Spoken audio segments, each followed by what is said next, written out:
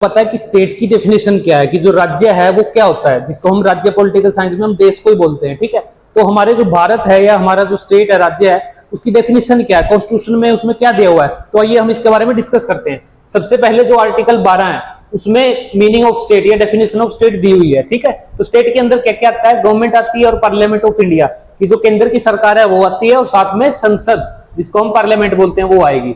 Government and state legislature या legislature of state की जो राज्यों की विधानसभाएं होती है वो भी राज्य की डेफिनेशन में आएंगी। उसके बाद local authorities such as municipalities and panchayat, जो हमारी पंचायत है वो भी राज्य की डेफिनेशन में आएंगी।